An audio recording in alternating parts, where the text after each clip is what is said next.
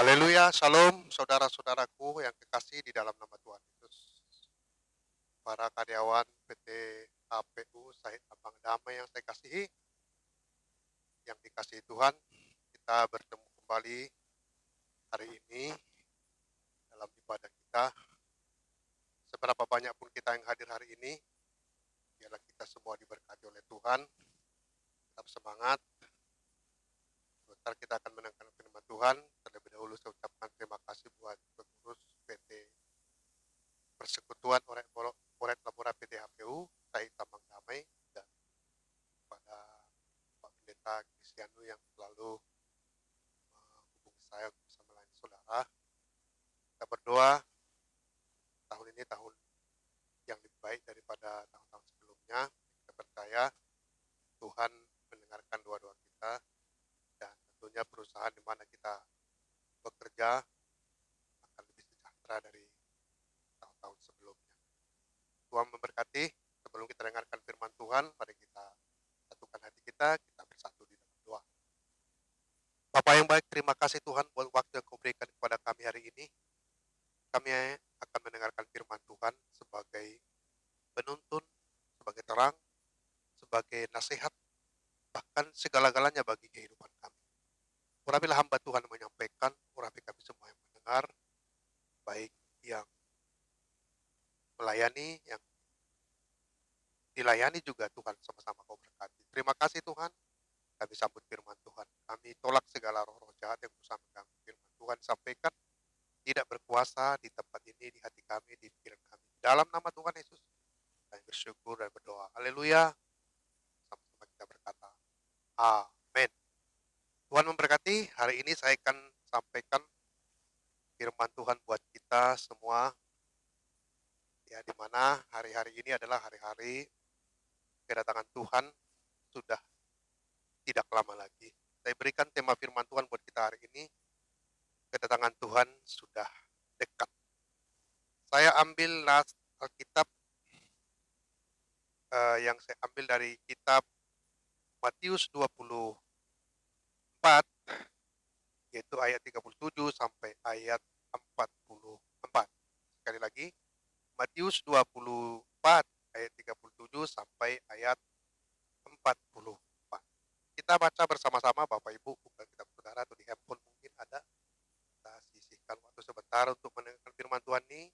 Demikian firman Tuhan dituliskan dalam Matius 24 ayat 37 sampai 44. Nasihat supaya berjaga-jaga. Sebab sebagaimana halnya pada zaman Nuh, demikian pula halnya kelak pada kedatangan Anak Manusia. Sebab sebagaimana mereka pada zaman sebelum air bah itu makan dan minum, kawin dan mengawinkan sampai kepada hari Nuh masuk dalam bahtera. Dan mereka tidak tahu akan sesuatu sebelum air bah itu datang dan melenyapkan mereka semua. Demikian pula lah halnya kelak pada kedatangan Anak Manusia pada waktu itu. Kalau ada dua orang di ladang, yang seorang akan dibawa dan yang lain akan ditinggalkan.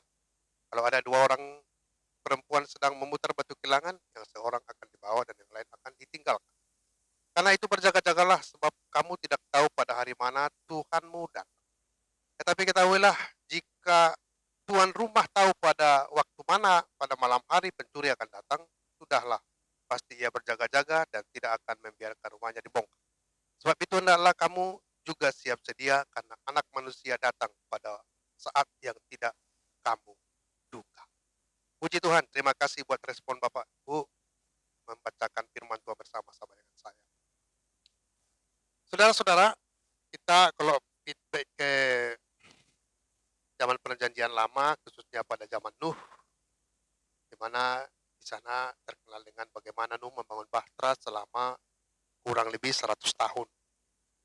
Nah, Nuh dan ketiga anaknya dan istrinya dan menantunya, selama 100 tahun itu mereka membangun bahtera, dan bagi orang-orang pada zaman itu satu hal yang aneh, yang ganjil ya, yang kurang bisa dikatakan perbuatan update lah kurangnya. Tetapi pada hari itu, selama tahun itu, Nuh tidak bosan dan tidak malas mengerjakan apa yang disuruhkan Tuhan kepadanya, itu membangun bahtera.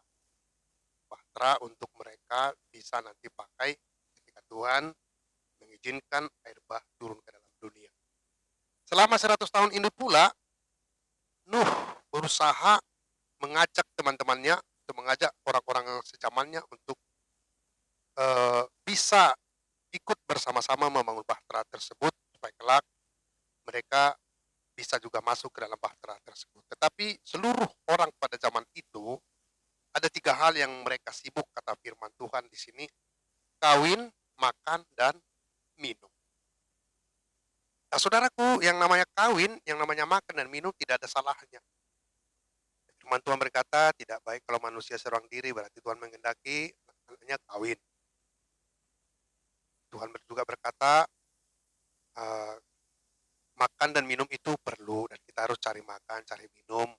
Sama seperti Bapak Ibu ini kerja di PT, HPU, supaya cukup makan, cukup minum, cukup kebutuhan. Tetapi yang menjadi permasalahan, Bapak Ibu, pada zaman Nuh dan juga pada saat ini, ada banyak orang hanya fokus kepada 3 hal ini. Fokus untuk makan, fokus untuk minum, fokus untuk acara-acara kawin, kawin, kawin. Nah, ini yang salah. Sementara kalau dihitung-hitung Bapak Ibu, ya, kita hidup di dunia ini paling lama 80. Selama 80 tahun memang kita hidup dalam namanya dalam perkawinan, perlu makan, perlu minum. Tetapi tujuan kita yang paling utama kita ada di dunia ini bukanlah makan, minum, dan kawin. Ada tujuan yang paling utama yang harus kita kerjakan bahwa kelak dunia ini akan berakhir atau kita akan meninggalkan dunia ini dengan umur yang sudah ditentukan oleh Tuhan. Pertanyaannya, apakah kita ketika nanti Tuhan datang menjemput kita atau ketika kita meninggalkan dunia ini, kita ikut bersama-sama dengan Tuhan? Itu yang pertanyaan. Jadi sambil kita bekerja, cari makan, cari minum, merawat perkawinan kita, kita juga mencari kerajaannya, menyisihkan waktu untuk Tuhan.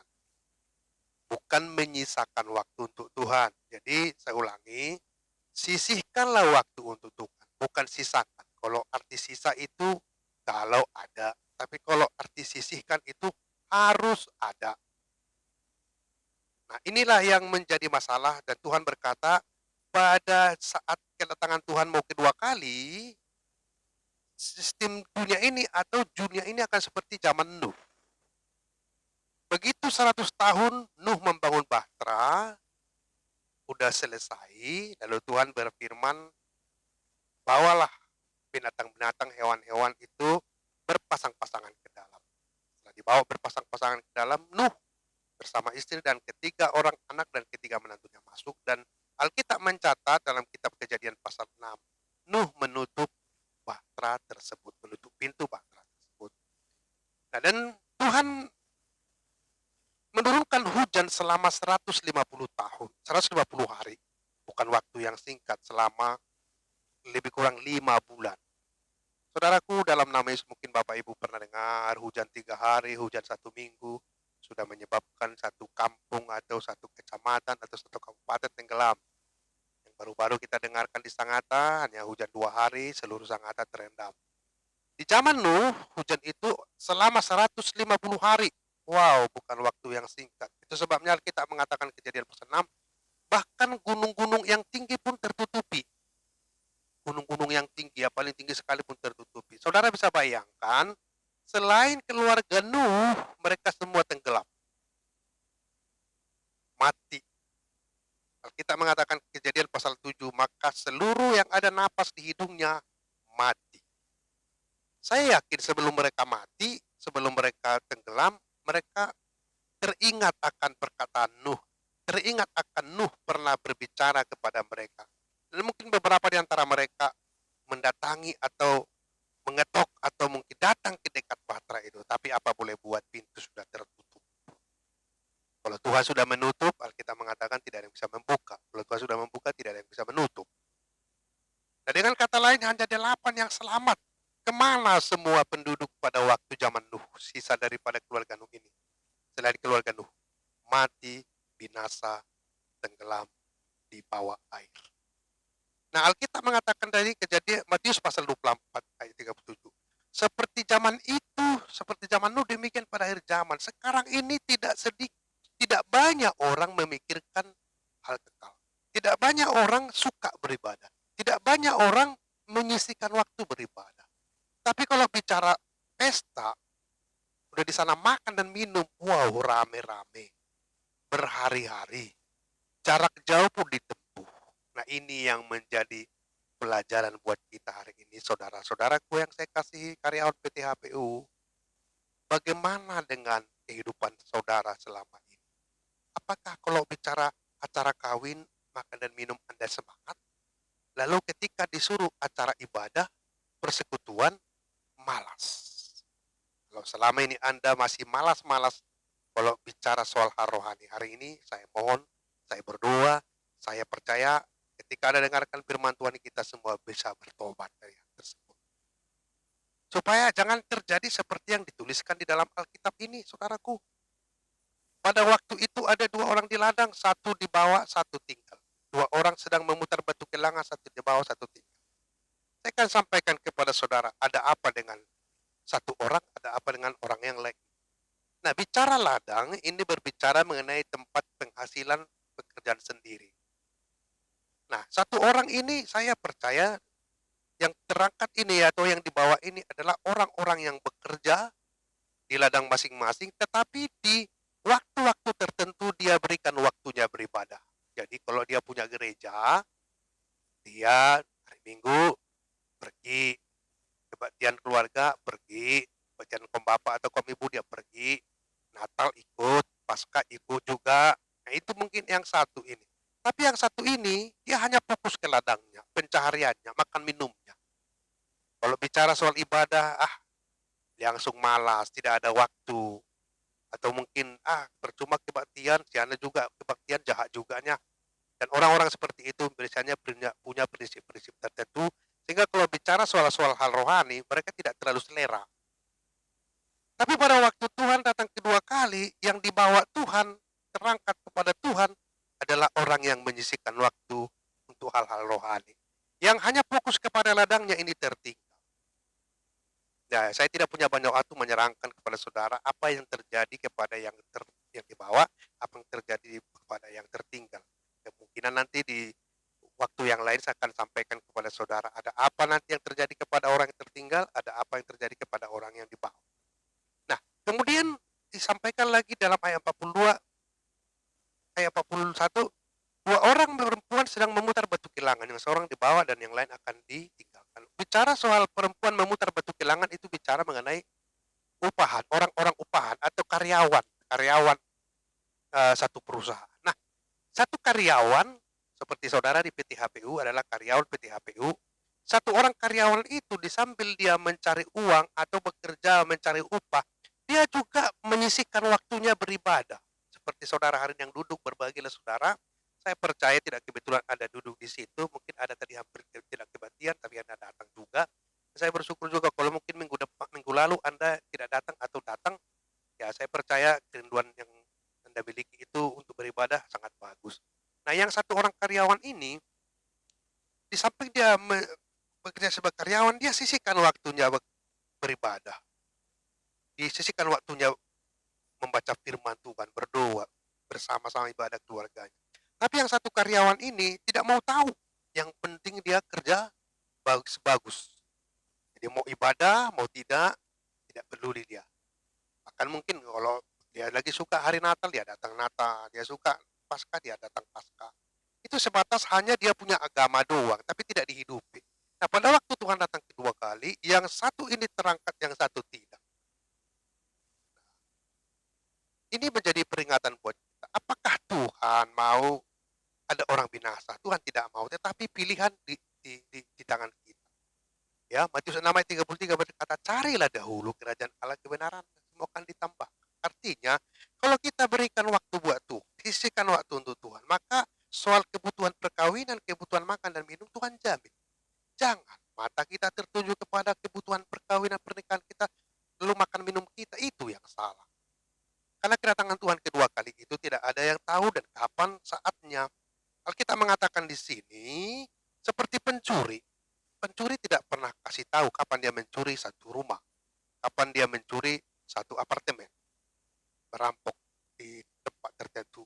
Tapi namanya pencuri itu dia diam-diam, tidak pernah dikasih tahu kepada korban. Nah, kedatangan Tuhan pun demikian. Makanya dikatakan, Matius 24 ayat 43 dikatakan, sorry 44 dikatakan, hendaklah kamu juga siap sedia, sebab anak manusia datang pada saat yang tidak kamu duga. Nah, kedatangan Tuhan buat kita ada dua versi.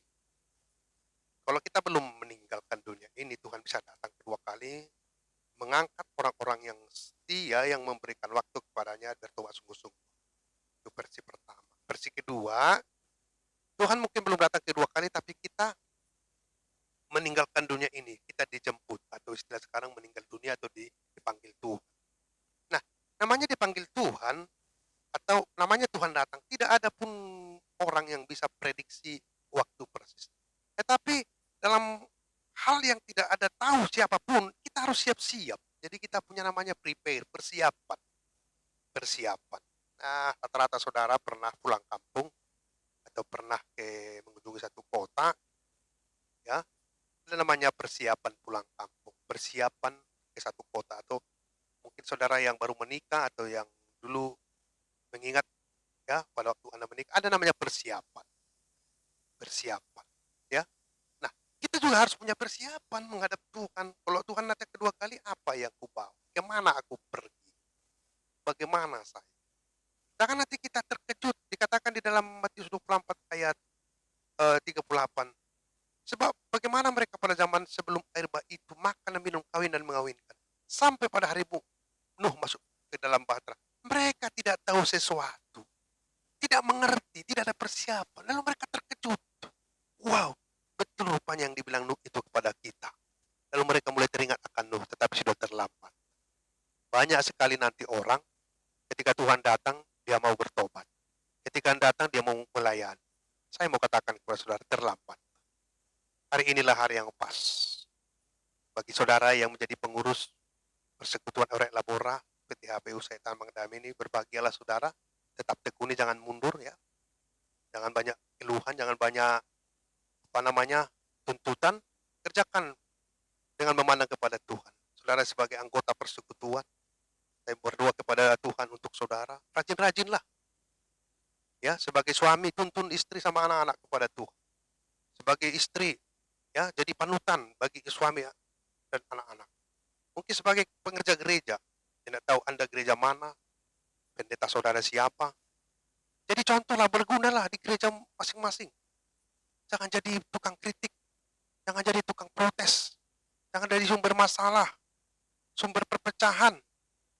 Jangan ego, jangan pertahankan si aku, jangan pertahankan kesombongan kita. Sedikit mengalah untuk kebaikan, itu hal yang itu sangat perlu. Nah, saudaraku, Tuhan nasihati buat kita supaya kita berjaga-jaga. Jangan sampai nanti Tuhan datang kedua kali kita terkejut. Kita baru mulai berubah, baru mulai datang sungguh-sungguh beribadah kepada Tuhan. Saya katakan itu terlambat. Ya, memang biasanya penyesalan selalu datang di belakang. Tapi saya mau sampaikan hari ini buat kita semua, siapapun saudara yang mendengarkan firman Tuhan ini, secara khusus karyawan PT HPU Saitan Mangdam yang saya kasih, yang dikasihi Tuhan. Marilah, kalau memang kita sadar kita tidak selamanya hidup di dunia ini, ada kehidupan kekal menanti kita. Jangan main-mainlah ikut Tuhan. Jangan main-mainlah beribadah. Bahkan kalau apapun tantangan ketika saudara mau ibadah, hadapi. Hujan deras, mungkin keuangan kita pas-pasan, mungkin kendaraan. Usahakan. Bahkan saya mau katakan kepada saudara, mungkin keadaan hati kita lagi kurang bagus. Tidak apa-apa. Paksakan ke gereja. Ampuni orang tersebut. Maafkan.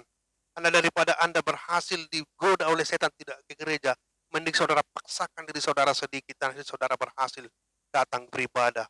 Akhirnya saudara bisa menghadiri ibadah tanpa ada absen. Saya berdoa kepada Tuhan, supaya saudara dan saya diberkati Tuhan hari ini. Saudaraku, dalam nama Yesus, kita tahu dunia ini sudah tua. Umurnya sudah bisa dikatakan ujur. Artinya, saudara bisa lihat kejadian-kejadian sekarang. Dulu-dulu tidak pernah banjir segitu parah di kota-kota tertentu. Dulu tidak pernah kita antri minyak goreng. Dulu cari solar tidak sesusah sekarang. saudara pikir itu tidak, jangan saudara pikir itu kebetulan. Itu sangat-sangat Tuhan izinkan semua terjadi supaya kita sadar bahwa memang dunia ini sudah tidak lama lagi. Kadang-kadang karena kita banyak cita-cita, banyak kerinduan hati, banyak keinginan-keinginan, lalu untuk hal-hal rohani kita lupa, saudara. Saya berdoa, saya berbicara di hadapan saudara hari ini sebagai hamba Tuhan yang dipercayakan membimbing saudara, melayani saudara.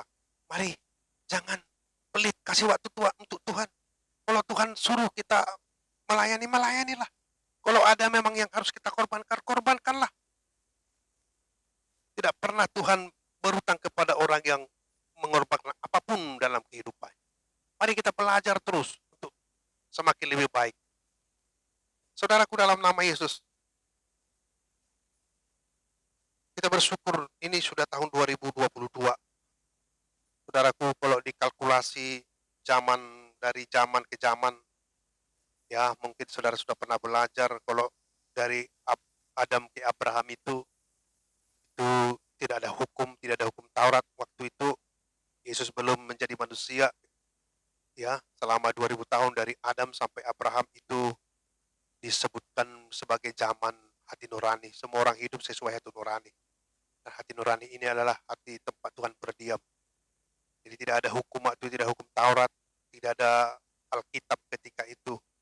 Nah, kemudian dari zaman Abraham ke Tuhan Yesus itu kepada kelahiran Tuhan Yesus sekitar 2000 tahun. 2000 tahun ya, saudaraku. Kemudian dari Tuhan Yesus ke tahun 2022 sekitar 2000 tahun. Nah, kalau kita baca di dalam Alkitab, saudaraku, bagaimana Tuhan mengatakan bahwa bagi Tuhan satu hari bagi kita itu 1000 tahun. Coba kita buka 2 Petrus pasal 3 ayat 8. Supaya kita belajar ya Bapak Ibu ya. 2 Petrus pasal 3 ayat 8.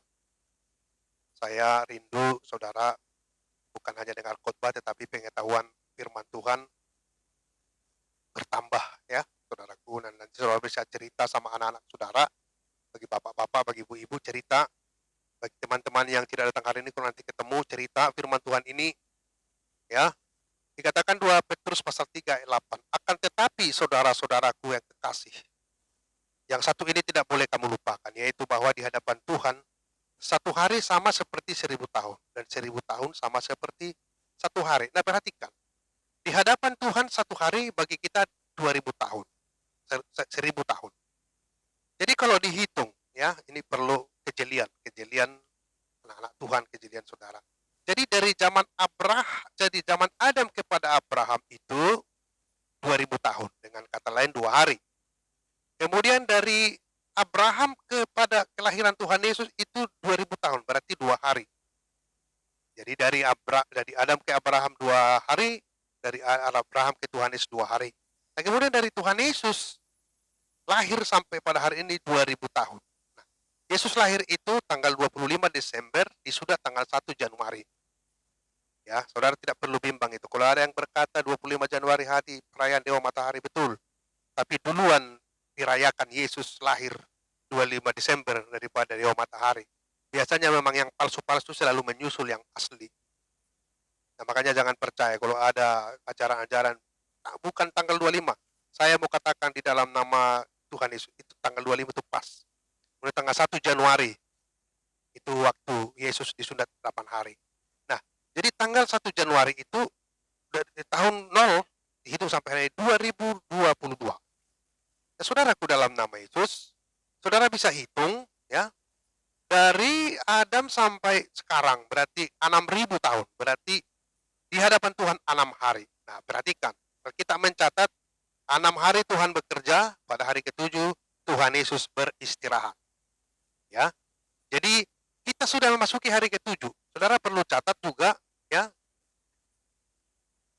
Tuhan Yesus naik ke surga itu di usia 35,5 tahun, 35,5. Jadi saudara bisa hitung kalau 2035,5 itu pas 6 hari. Nah, 2036 kita sudah memasuki hari ke-7. Hari ke-7. Jadi kemungkinan besar, ya tidak ada yang tahu, tetapi paling lama umur dunia ini 2050. Kalau sesuai dengan buat 2 Petrus 3 ayat 8 yang kita baca tadi. Jadi saudara bisa bayangkan, sebabnya selalu dikatakan hari Tuhan sudah dekat, hari Tuhan sudah dekat. Lihat tanda-tanda sekarang. 2 Timotius 3 berkata bahwa pada akhir zaman orang tidak tahu berterima kasih. Sifat-sifat akan makin buruk. Nah, sekarang banyak kejadian-kejadian yang dulu belum pernah terjadi. Orang tua menghamili anak kandung, anak anak tiri dihamili bapak tiri, dan yang lain-lain. Seorang ibu membunuh, membacok 3 anaknya. Itu bukan hal-hal biasa, itu menandakan bahwa Tuhan sudah mau dekat mendatang. Jadi apa mau kita kejar lagi di dunia ini? Memang kita harus cari makan. Kalau rumah masih mau bangun, bangunkanlah. Masih bangun, beli ini, beli kendaraan lah. Tetapi tujuan kita nomor 1 bukan itu lagi. Pikirkan Tuhan mau datang. Tuhan sudah mau datang. Kita kan nanti ketika Tuhan datang kedua kali dalam dikatakan bahwa Tuhan akan datang mengangkat gerejanya, Gereja itu adalah orang-orang yang sungguh-sungguh menyisihkan waktunya untuk Tuhan membuang segala dosa dari dalam kehidupannya. Itulah yang akan diangkat Tuhan.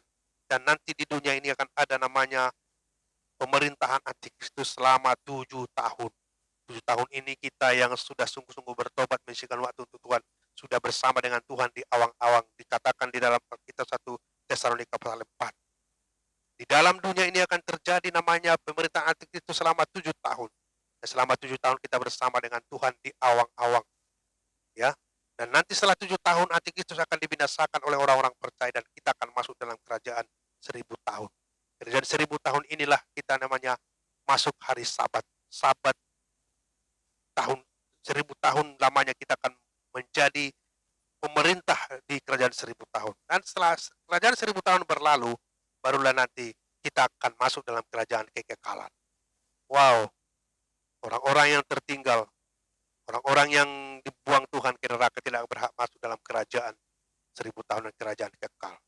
Kerinduan Tuhan, kerinduan hamba-hamba Tuhan, kerinduan kita semua, saya dan saudara, kita semua anggota persekutuan, anak-anak kita, keluarga kita, jemaat Tuhan di mana Anda bergereja. Jangan sampai ada yang tertinggal. Jangan sampai, saudara. Sangat-sangat mengerikan. Matius 25 ayat 30 berkata, orang-orang yang ketinggalan itu, yang tinggal itu akan dicampakkan dalam siksaan yang kekal. Di sana terdapat ratapan dan gerta gigi. Sangat mengerikan. Kita tidak mau demikian. Di dalam kitab Daniel pasal 12 katakan, akan banyak orang dibangkitkan. Sebagian untuk menerima hidup kekal, sebagian untuk menerima kengerian yang kekal. Siapa yang masuk dalam kengerian yang kekal? Mereka-mereka yang tidak punya waktu untuk Tuhan.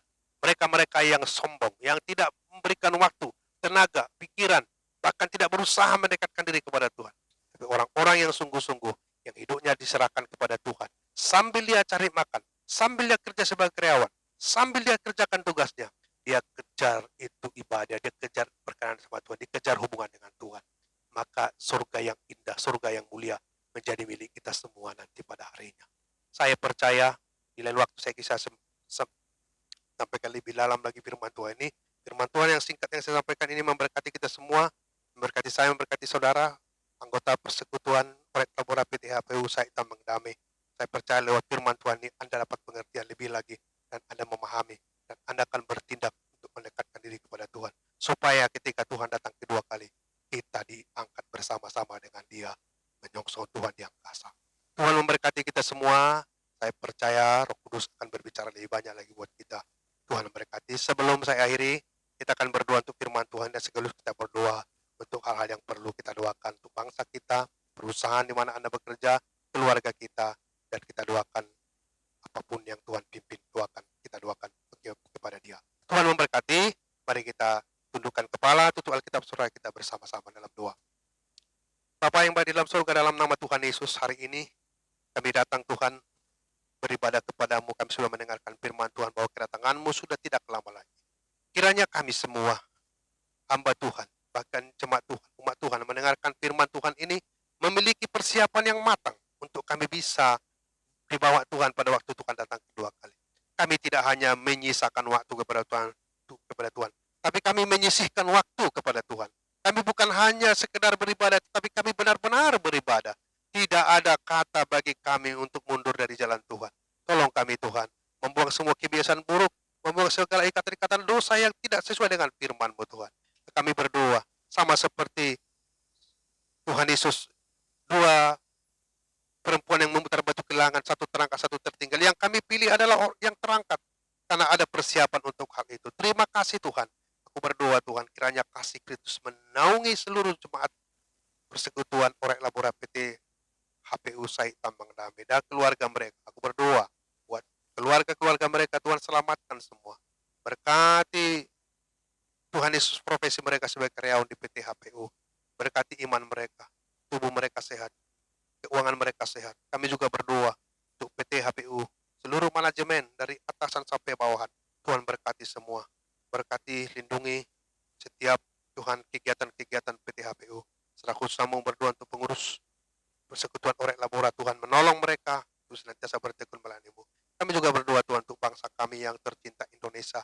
Kiranya Roh Kudus memimpin Bapak Presiden kami dan Wakil Presiden dan seluruh para menteri dan seluruh kepala daerah. Berkati Kapolri, berkati Panglima ABRI, berkati Gubernur Kalimantan Timur, berkati Tuhan Yesus, oh Bupati Kutai Kartanegara, berkati kami semua Tuhan. Kami percaya kami sehat, kami kuat. Kau memberkati seluruh aspek kehidupan kami dimanapun berada. Terima kasih Tuhan, kami percaya juga Tuhan, Kau memberkati hamba-hamba Tuhan, pendeta-pendeta, pelayan-pelayan Tuhan, yang mengambil bagian pelayanan di persekutuan Orek Labora PT HPU ini. Biar semuanya Kau pakai dengan urapan dahsyat untuk mendewasakan umat-Mu, mendewasakan jemaat-Mu, sehingga lebih baik lagi ke depan, lebih dewasa lagi, sehingga pada waktu Kau datang kedua kali, kami siap untuk dibawa dalam kehadiran Tuhan. Terima kasih Tuhan buat firman Tuhan hari ini. Kami bersyukur Tuhan mendengarkan dan menjawab doa kami. Haleluya, syukur Tuhan. Amin. Tuhan memberkati kita semua. Sekali lagi, terima kasih buat kepercayaan saudara, memberikan saya waktu untuk memberikan firman Tuhan kepada saudara. Kita bisa ketemu lagi di waktu yang lain dengan berkat yang lebih besar, sukacita yang lebih besar, dan kita tentunya semakin cinta Tuhan. Tuhan memberkati, sampai ketemu di waktu yang lain. Salam, haleluya.